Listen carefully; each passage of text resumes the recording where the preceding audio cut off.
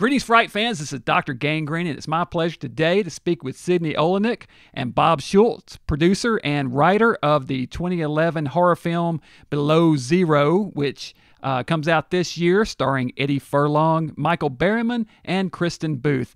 Welcome, Signe and Bob. How you guys doing? We're awesome. Hi. Hello, Nashville. I was going to say the same thing. It's great to speak with you guys. Great speaking with you, yeah. We're thrilled to be chatting with you, Dr. Gangrene. Oh, well, thank you so much. I actually got a chance to watch Below Zero last night, and I got to tell you, I really enjoyed it. Good. Awesome. You just made my day. Yeah, thank you. Now, for the listeners out there who haven't seen it, however, would you describe the film Below Zero a little bit and tell them kind of a little bit about what it's about? Oh, sure. Below Zero, I call it an autobiographical horror movie. And what I mean by that is I had a concept about a guy locked in a meat freezer, and that was pretty much as far as I could go. I developed the worst case of writer's block I've ever had in my life, and so what I did was I started Googling. There's this amazing tool called Google, and I Googled slaughterhouse, meat cooler, just anything I could think of to try and jar some creative juices, and I came across this slaughterhouse that was for sale in northern Alberta, Canada, and I called the people who owned it and said, could I come out there and just, hang out in your freezer and, just hopefully that'll spark some ideas for me. Mm-hmm. And they said, sure, come on out. So when I got there, I asked the woman, will you lock me in your freezer and don't let me out until the script is finished? Wow. So I spent 5 days in there. You could call me a method writer. Heard of method acting? Well, I'm a method writer. But I spent 5 days in there writing the screenplay, and then we shot it in the same location. Wow. Did she charge you to stay in there for those 5 days? No, I think I still owe her some hotel money for that. But no. Oh, well. It was actually a very luxurious slaughterhouse freezer. Oh, okay. It's luxurious as they go, as slaughterhouse freezers go. She has a waiting list of people who want to stay there, but no, it was a really great experience. It was probably the best thing I could have done to break my writer's block because it really helped me to identify with my character. The story itself is actually about a writer who has writer's block, and in order to overcome it and meet a writing deadline, he arranges to have himself locked in a slaughterhouse freezer. And while he's in there, the story that he's writing starts to actually come to life and happen to him. I love the fact that it's kind of a movie within a movie, and at times you find yourself wondering kind of what's real and what's imaginary. Yeah, definitely. Yeah, what we like is that it's a movie within a movie, and then it's within like a real life movie because Signe actually locked herself in the freezer too. So it's like a movie within real life. Yeah, exactly. So you wind up doing that. So you actually did have writer's block. Did that sort of cure it? I mean, have you afterwards? Are you finding it easier now? To the floodgates are sort of open. Yeah, I think I developed the writer's block because Bob and I produce what we call man-in-a-box films, and these are stories where you're writing with a limited number of characters, limited number of locations, and how do you write a really compelling story? When you do have those limitations, it's like, how do you write a 90-minute movie that is worthy of an audience and that's still going to be compelling and exciting and all those things and just be a great story? Mm-hmm. So I don't think it's any doubt why I got writer's block. That's just such a huge obstacle to set up for yourself. So I think that was probably a big reason why I did have the writer's block. As far as how I've recovered from it, I would do this again in a heartbeat. I think it was really, really important to identifying what my character would go through.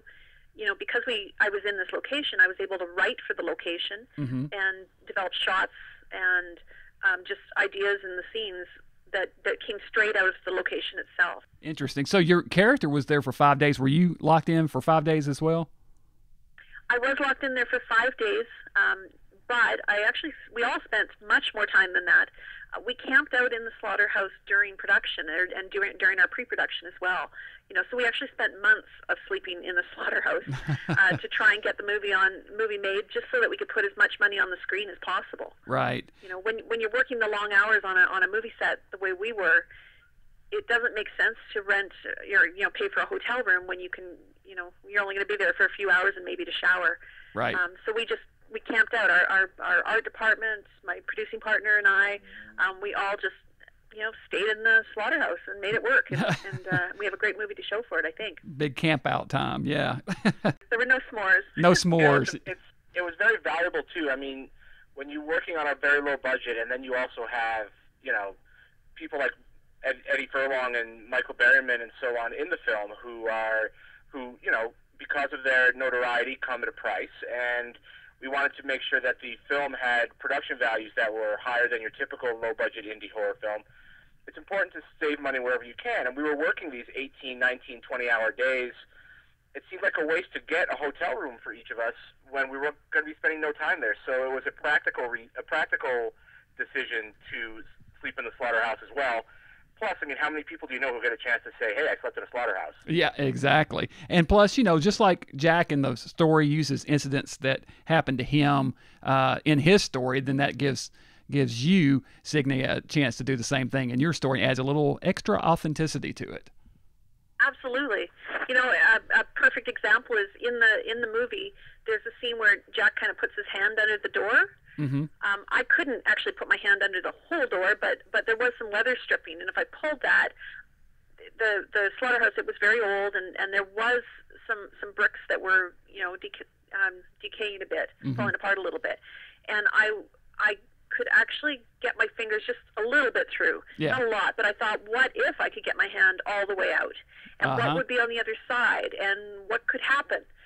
So you kind of draw from, you have to let your imagination go wild when you're in a location like that, which is pretty easy to do when it's somewhere as dramatic as the slaughterhouse. Oh, sure. I think when you're writing a story with fantastical elements, certain fantastical elements, like mm-hmm. Below Zero has, like the butcher coming out of his imagination and coming to life and so on, I think it's important to have as much, what's the word, verisimilitude, another word for authenticity, mm-hmm. to make sure that you're grounding that fantasy in reality so that people can relate to the situation. Yeah, for sure. Now, those 5 days that you were in there, did you have any internet or phone? Well, that's the other. The slaughterhouse is actually, you can get internet service or phone service outside of the building, but not in the building. Ah. So that was a great production logistics for us to deal with. But sure. No, I was completely cut off. The door was locked. I was sealed in there. There's no internet there, and my cell phone couldn't even work inside the building. Yeah. So I really was quite cut off from the world. I had the shelves stocked. I had lots of dry foods like crackers and things like that, mm-hmm. and things I could add water to and a kettle to heat things up with. Right. But that was it was camping, but it really wasn't that bad. It's but like when you go camping, a lot of the things you'd bring to take there. Right, but this was Canada in March, so I'm sure it's pretty cold. And Michael Berryman, poor guy, was running around with no shirt on the whole time. You guys were really mean to him. We were. Our production designer, our costume, they had it. No, Michael was such a trooper. He's a complete professional. And I think actually it was his idea because he's got this awesome wolf tattoo on the arm, mm-hmm. and he says, well, "What if I did this?" Because we were going to put him in an undershirt, and he had a house coat on when he wasn't filming. And I think he said, "You know what? What do you think of this?" And he just took the undershirt off, and that was it. It just worked, just the apron on his bare skin like that, and really lent to the character. He just made the character come alive. It was quite magical having him involved. Oh yeah, he had a really creepy look. I know I would have been freezing, but I didn't see him shivering at all in any of those scenes. I mean, he trooper, did a great job, and it's a really good role. He really did. Yeah. Now I was thinking about this last night after I was watching it, and this whole, you got all these zombie movies that are out right now, and it's kind of like this current trend, and I really think, to me, that the zombie movies are tapping into sort of this cultural, I don't know, zeitgeist, kind of this kind of cultural thing with cannibalism, where people don't want to be eaten and have their identity consumed, and it seems really relevant, especially with things like the whole the Florida face eating going on and all that. But you guys tapped just a little bit into that, I thought, with that scene with Michael Berryman and the little kid sitting at the table, and you had the meat on the table there, and you just know that that's human sausage. So I mean, was that sort of something you kind of hair and the bone kind of gives it away a little bit. Yeah, we weren't really making a statement with that so much. There was a good story reason for that. mm-hmm. Michael Berryman's character, of course, was trying to protect his son, and that's the means and how he did it. There are so few taboos anymore, and cannibalism is one of the few that are left. but it's also been done a lot in horror movies, and we thought it was important that it be driven by story, and also that not to be done just to exploit the fact that people might be creeped out by it, and Sure. And it's if two things. First of all, if you're gonna eat human sausage, doing it to protect a child is probably the best reason to eat human sausage, I suppose. Yeah. And secondly, have you ever seen what's actually in a hot dog? Oh yeah. Well, speaking of the little kid, let's tell us about Sadie. That the little boy is actually a little girl, right? Yes, and she's amazing. We were unbelievably lucky with her. There's always such a risk when you're casting a child actor. We were very fortunate with Sadie because, well, first of all, when I first met the Madhu family who owned the slaughterhouse, their daughter, Sadie Madhu, came up to me and she says, do you have any roles for little girls? Please, please, please, sort of thing. And I had to tell her that I was really sorry. I wish I had a role for her, but I didn't. Mm-hmm. She came to the audition dressed like a little boy. She completely disguised herself, and she blew us away. Wow. And that's just shows to her tenacity as a really wanting the role. And she was just right. A lot of kids would be terrified to be in a surrounding like that, or very awestruck by the talent. Mm-hmm. And what was great was Sadie was very comfortable. She'd grown up having sleepovers in the slaughterhouse. Wow. She had the craziest birthday parties and sleepovers and Halloween parties. I'm sure. So she was very, very comfortable. It was a very natural environment for her to be in.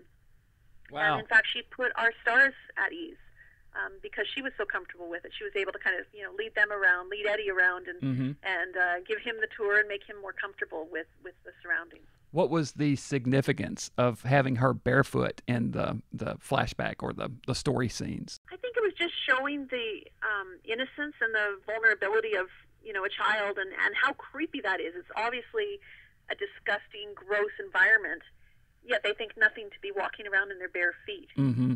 So I think it speaks to the character. Yeah. And I think it was a great choice on the part of our director and our wardrobe person and our production designer as well. Yeah. Just to go with that because it just really suited the character. I also understand that arm in the grinder was a cast of your arm. Is that right, Signe?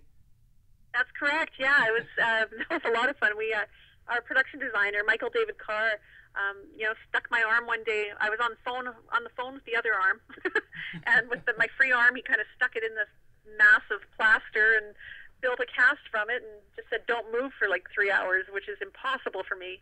But when you're in the middle of production, but I'm really glad he did it. I thought that was a really fun thing, and I get kind of excited every time I see that shot, because it's kind of meaningful to me. It was really cool. I'm really excited. What I'm hoping that people are going to do is see this movie, and then everyone's going to run out and dress up like Michael Berryman for Christmas, or for Halloween. There you go. It could be a hot-selling Halloween costume. It could be. Everybody needs a bloody apron in their wardrobe, right? That's right. Hey, do you guys know if that slaughterhouse is still for sale? It just recently sold. We were looking at it and going, geez, should we look at that for a studio and do more work there? Yeah. But I believe it has sold. So well, I'm not sure what the plans are with it now. But, it's recently been taken off the market and has got new owners. So tell me about the Great American Pitch Fest and Screenwriting Conference. Sure. We've been holding that event in Los Angeles for about 10 years now. We started it in Canada, and my brother. We started it in Canada, and then in addition to that, expanding it into London as well. Mm. So it's a very exciting time for us just to have things growing and be more and more like this. What the event is a 3-day conference, and essentially what we do is the Friday and the Saturday of our event, we have screenwriting classes, and they're completely free. Anyone can go. There's more than, we have about 24 different classes that are offered, and it's on everything from your legal rights as a writer to how to get an agent or a manager, how to pitch, how to write great characters, how to adapt a book, just on a plethora of subjects like that. And then on the Sunday, we hold what we call a pitch fest. And this is kind of the crown jewel of our event. What we do is we have about 120 companies that are hearing pitches, and people can line up and pitch to them all day long. Most people get between 12 and 20 meetings, and we've had about 70 success stories now with people getting agents, managers, or being hired for writing assignments, Mm-hmm. Or getting options on their scripts. That's so It's fantastic. something we're very proud of. Yeah, that's super. Very, very neat. So more of those coming up in the future? Yeah, definitely. We've got another one coming up in June in Los Angeles, and then we also have the Great American Pitch Fest in London that we're holding this October. Mm. So, and that will be the first time we're partnered with the London Screenwriters Festival, and they put on an amazing event there. So we're very proud to be working with them and bringing it to the UK. Can't wait, actually. All right. Well, that's great. Well, hey, I want to thank you, Bob and Signe, for taking some time to talk with me about this movie. Oh, you're very welcome. It was fun. Thanks for having us. Hope that it can get out there and everybody can see it. Do you expect a DVD release at some point? Yeah, it's just come out just now, August 28th, so this past week. It was released into the world, so we're starting to get lots of good feedback and people contacting us. We're still doing the festival tour as well. So we've been traveling all over the world. We'll be in Manchester. We're going to Transylvania. All right. Yeah, we've got a lot of travel planned in the next couple months while we wrap up our festival tour. And and if anyone wants to check out the movie, please visit our website, belowzeromovie.com. It's all one word. You can buy the DVD there. You can check out our reviews and some clips, and please add it to your Netflix queue for DVD, and it'll be available for streaming very soon as well. So please just put it in your queue and let people know. All right. We're hoping to kind of get the word out that it's like the Halloween must-see movie of the year. There you go. You guys heard it. Halloween must-see movie of the year. And hopefully we can get you guys to come to Nashville and screen it as well. That is a must-do as well. I love that. That would be so much fun. All right. I'll take you guys out, and we'll get some good barbecue while you're here. Ooh, that's a deal. That's a done deal. Yeah.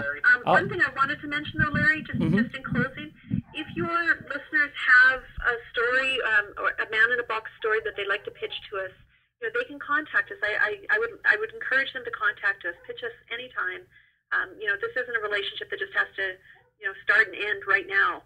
They can email me at info@belowzeromovie.com, and I'm happy to answer any questions about filmmaking or how to write screenplays and get your movie made. The world needs more of those, and they need more great stories and more great voices. We tried to bring something new to the genre with this movie, and I know we're not the only ones trying to do that. So if you've got listeners who want to submit story proposals or scripts to us, just get them to please get in touch with us, and we're happy to meet with new writers. All right. Very good. Thank you very much, Larry. This has been fun. It was fun. Thank you so much.